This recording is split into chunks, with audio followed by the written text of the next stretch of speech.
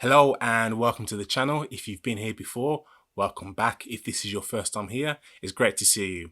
Today we have something really special for you guys, probably the most interesting piece of tech that I've had, and I'm really excited to share with you guys. But before we do that, let's run the intro.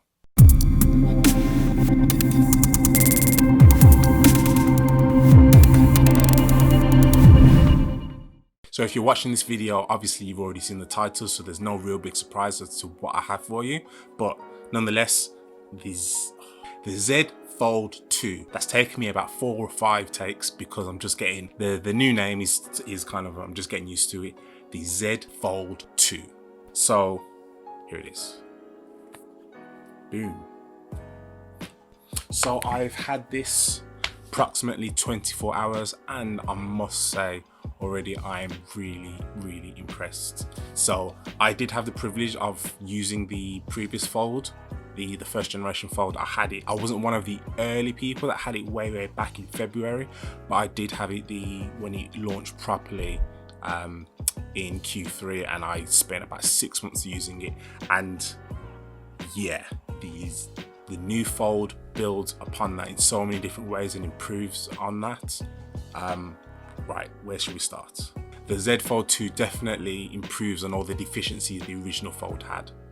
The thing with the original Fold is that it was a bit of a, not quite a prototype, but obviously it was a first generation product, and with experimental tech such as folding screens, there was definitely going to be some teething issues, and they certainly were. You would hope with a first generation device, the manufacturer will take on board any feedback, any negativity, and any deficiencies and improve upon them for the next generation. And Samsung have definitely done that with the new Z Fold 2. Do you know what? From here on out, it's just the Fold 2. The Z keeps on throwing me off. What I'm going to do in this video, I'm going to discuss the improvements that the new Fold 2 made over the previous Fold. For those of you who like the idea of the Fold, but they definitely want to keep away from the first generation. So the first improvement, the cover display or the outer screen.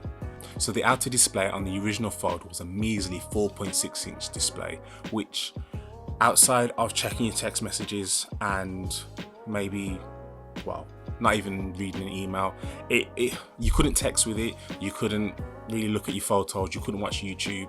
It was a glorified notification screen. Now the idea was that it was supposed to be a secondary display, but it just wasn't large enough for that.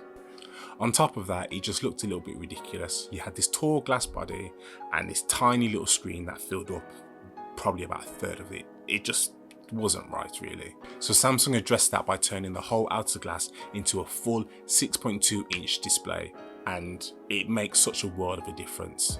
You can actually choose to use the phone when it's closed now.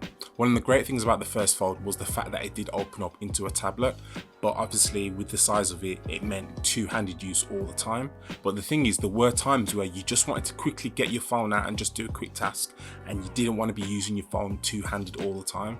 But as I said, with the small outer display, the outer screen was too small for any quick tasks, and you were constantly having to open up the phone even if you didn't want to.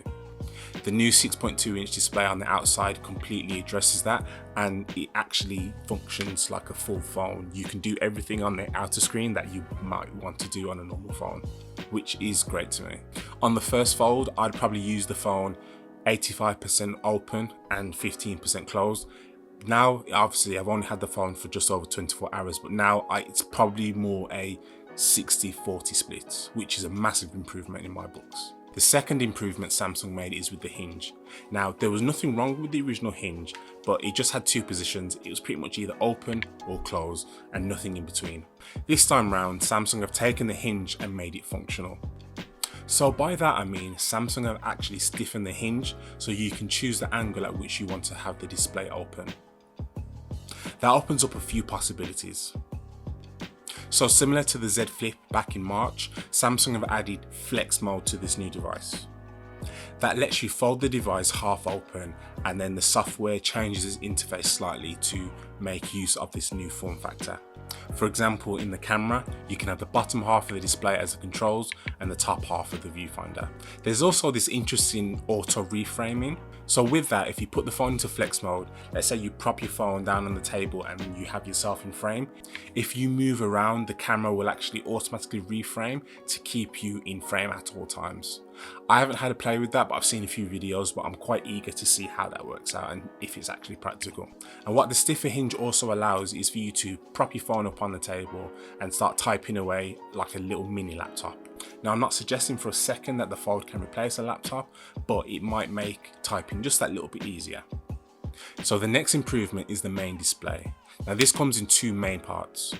The first thing you'll notice is that massive cutout for the selfie camera is completely gone. So the display is now corner to corner, so you have way more viewing area to play with, which is nice. Replacing that big cutout is just a tiny little hole punch camera, which, to be honest, you never even notice. The next part of the display is the refresh rate. Samsung has bumped the Fold 2 up to 120Hz adaptive refresh rate. The key is that it's adaptive. It can go as low as 11Hz all the way up to 120Hz depending on what's going on your screen, which should be great for battery life. So Samsung were a bit late to the high refresh rate party, but now they're making waves with a total of 5 devices that have up to 120Hz refresh rates. If you've never used a device with a high refresh rate, you don't know what you're missing, and once you do use one, you can never go back, I promise you. Now there are more improvements, but the final one that I'm going to talk about, and the one that's most important in my opinion, is the overall build quality.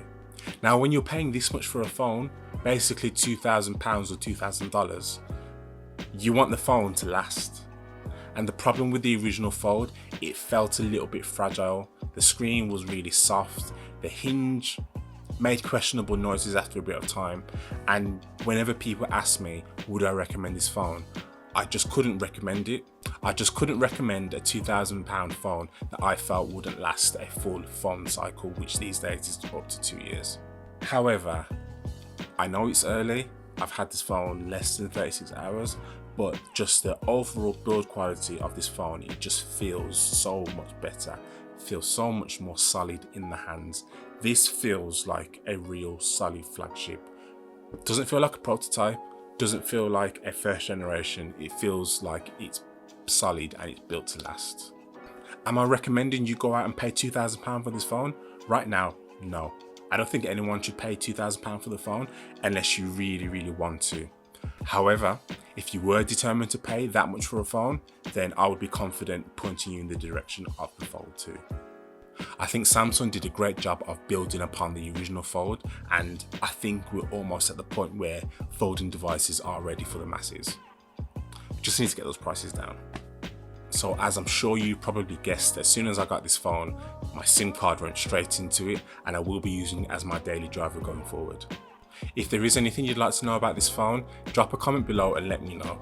I know this is the kind of phone that a lot of people will only ever see and probably never get to use, so people generally are quite curious about it. That being said, I hope you enjoyed this video. We got a lot of new stuff coming real soon, so if you're not subscribed already, click the button below.